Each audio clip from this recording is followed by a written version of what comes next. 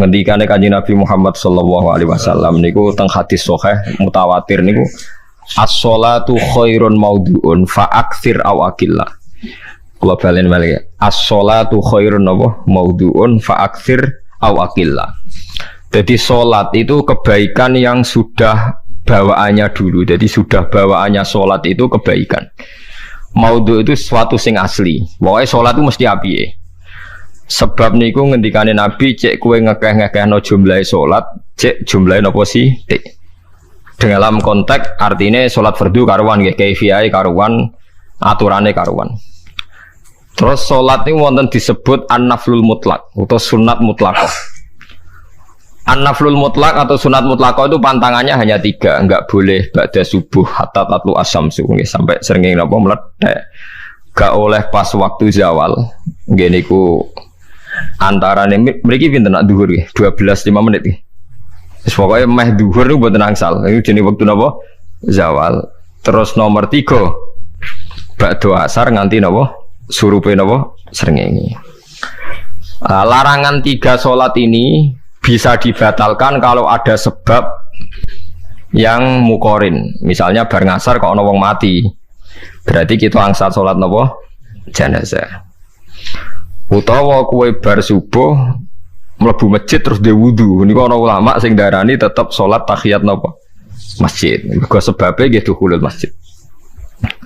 Jadi hanya ada pantangan niku wau. Niki rungokno tenan nggih.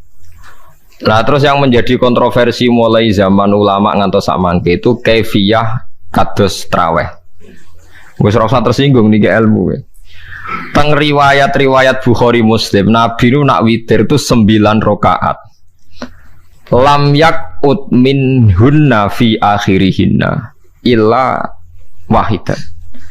Di Nabi nate sholat witir itu 9 rakaat enggak duduk sama sekali, mau terakhir duduk pas ke-9 terus salam. Nah, sebagian riwayat Nabi memotong sholat itu sholatul laili masna berarti 2 8 terus 1 witir. Niki rungono tenan. Sehingga ketika ada sholat tarawih yang 4 rakaat tanpa tasyahud, sebetulnya secara fikih pasti kita sepakat sah.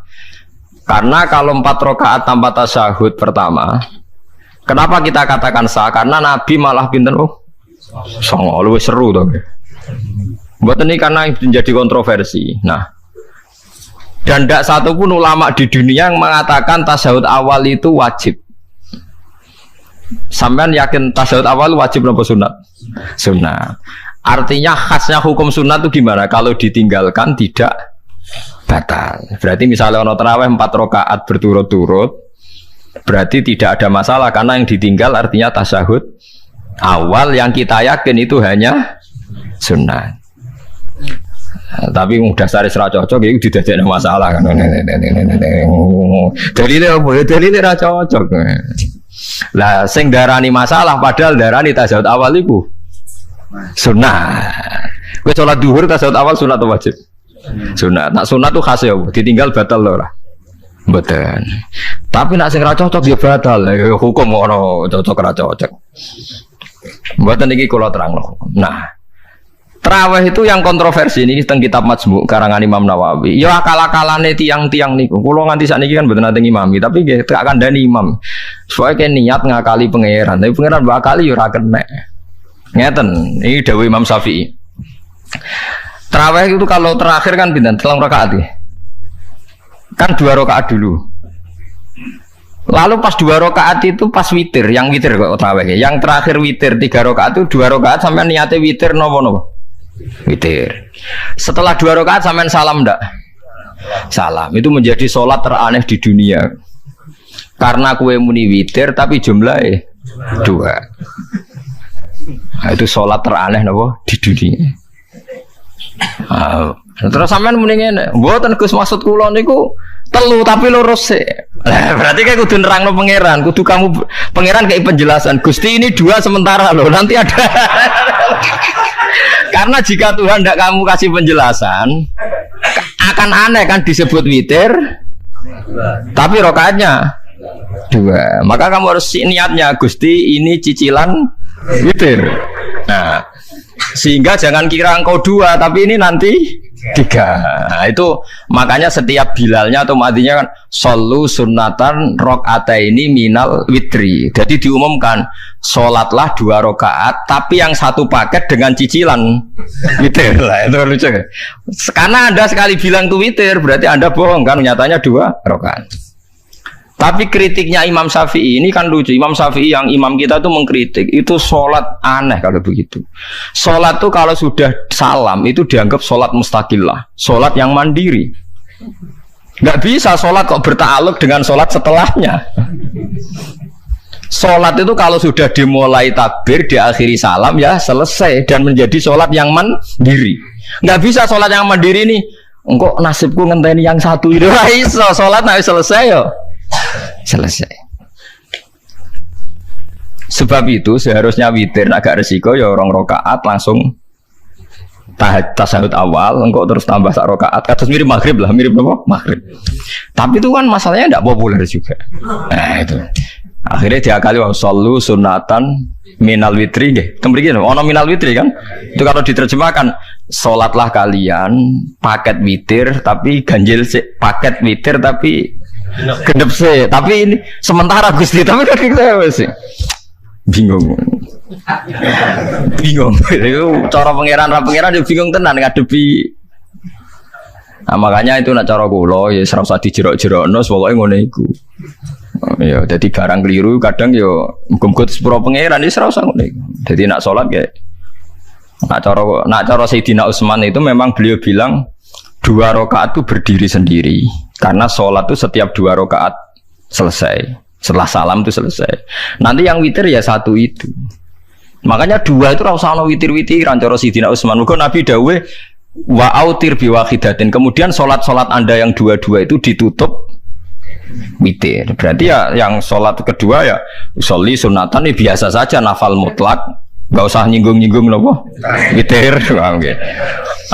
Loh ini penting sekali karena nyatanya ada witir kan? Nyatanya tidak nopo witir. Lah nanti yang 1 terakhir witir. Ya tapi adatnya ngoten niku. Jadi ini perlu sampean ketahui sholat itu memang banyak masalah di secara fikihnya. Karena tadi kalau sampean niat witir setiap sudah salam itu kan berarti selesai dan berdiri sendiri. Lah kok suwe-suwe nak rakaat sing terakhir batal lah berarti sing ngarepe melok batal. Mergo sak paket koyo capres mbek napa? Cawapres. Ora iso salat kok ono. Ah itu paham ya. Terus niku kaifiah salat. Di sampean memang akal-akalan tenggene witir pun bener solu sunnatam minal witri rakaataini. Dadi niku rondok bener ya rondok ngawur. Dadi ngawurnya itu tadi wong salat iku mustaqillah setelah ditutup salam selesai kok bergantung. Hanya nasib 2 ini kan bergantung setelahnya kan. Mana ada salat kok sudah ditutup berkaitan. Mulane kula nu nak witir ya ora tau tak niati witir. Mun kula ora cocok mbek pengumuman niku ora pati cocok. Kula tapi kan kula makmum. Ora malah dihisab kan cara salah yes. Usolli sunatan anut imam teng ati kula mpun supaya nah ame salah ya malah salah, nak bener ki melok napa? Bener tepak-tepakan wonten mawon. Jadi kula niku wong alim fikih tapi paling tersiksa mergo kalah mbek adat, kalah mbek napa? Adat. Ya piye. Nentang adat ora apik. Jare Nabi kono umume wong ya melok umume wong. Nek wong bento ya melok napa? Bento. Nah itu intinya Imam Syafi'i harusnya punya rasa malu orang yang mengatur sholat sedemikian rupa. Sebenarnya sholat itu niatem salah lah, keliru lah. Wong sholat itu wes apik, ora usah detail-detail napa niat. Mulane jare Imam Syafi'i kowe mlebu masjid niat duha ya untuk tahiyat masjid, niat tahiyat masjid nek nek wektu duha ya untuk duha. Karena wis barang apik, piye-piye tetep apik. Ngono dadi ora usah ribet-ribet niat ngono bae wong barang apik. Paham ya? Tapi kan sederhana kan sebenarnya kita tidak perlu bulat, tidak perlu apa bulat. Paham ya? Terus ini penting. Nah, terus yang ketiga masalah kesunatan jamaah dan tidak. Ini kalau terang detail. Menurut hukum fikih tahajud itu jelas gak disunatkan jamaah. Witir juga nggak disunatkan jamaah. Tapi semua ulama yang bilang tidak disunatkan itu nggak ada yang memfatwakan hak batal kalau berjamaah. Jadi tidak ada yang bilang dikatakan batal kalau jamaah. Cuma tidak disunatkan jamaah. Tapi Rasulullah itu pernah main di salah satu sahabat di waktu duha. Sahabat itu sakit, ingin ngundang Rasulullah, kepengen dalamnya di kenangan nanti tinggi sholat sinten Rasulullah. Ternyata Rasulullah ketika sholat, anak-anak dan istrinya yang sakit tadi ikut jamaah dan Nabi membiarkan. Bahkan Nabi sempat ngatur soft. Padahal itu satu bentuk sholat yang kategorinya nggak disunatkan apa? Jamaah. Itu makanya Imam Nawawi bilang sholat-sholat yang nggak disunatkan jamaah itu masih boleh jamaah. Seperti witir, duha. Nggih, tapi aja terus jadi gerakan tahajud bersama. Nah niku kula ora cocok nih. Wong ora kepen tahajud kok dijak napa? Tahajud. Kula nggih nate dipamiti Gus nek ana tahajud bersama piye? Cangkem ora usah. Wong sing ngeloni bojone lagi ibadah, baca ibadah sing ora enak ngono lho. Mergo jare Nabi wis jelas wa fi buti ahadikum sedekah. Tadi kowe ku malah lucu. Wis ibadah kok baca apa? Ibadah. Jadi sing ngeloni, lho ngeloni ra kudu ngeloni bojo, ngeloni anak iku ya napa? Ibadah. Takokno ruhen. Nak ngeloni bojo gak di masa depan ngeloni apa? Anak. Ngeloni anak nggih napa? Ibadah. Ning omah njaga anak bojo timbang dhewean nggih napa? Ibadah. Mulane kula nu rapati cocok nek ana tahajud bersama oleh tapi aja dadi gerakan. Nek sing pun nglampahi nggih monggo, sing umate seneng nggih monggo, itu tetap baik. Tapi baiknya bergantung sejauh mana ini tidak dimasalkan. Sekali dimasalkan tetap tidak napa baik. Karena nanti punya akibat yang sedang baik diajak baik yang lain, dari baik nikmat menjadi baik gremeng itulah itu perkara kan. Hanya orang kan sepakat kan nak ngumpuli bojo ibadah, kabeh ulama sepakat kan. Dan itu penggemarnya banyak.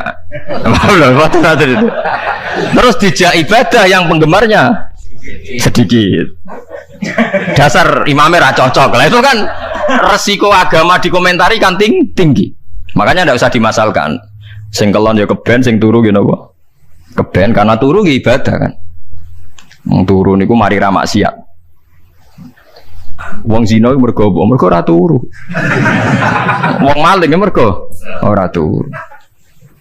Wong ngrasani wong mergo ora turu. Mulane kula nate cerita teng ngaji niki ana ulama wali. Saking seneng ibadah nganti janggal. Ana gak wali sing makome kaya aku. Dituduhno wali sing saurip-uripe turu kecuali salat fardu. Yaiku wali sing setingkat kowe. Mboten trimo Gusti tapi niku kok turu ya takokno sesuk. Kena apa kok turu? Jebule tak kok kenapa jenengan turu ya wong turu ora iso maksiat.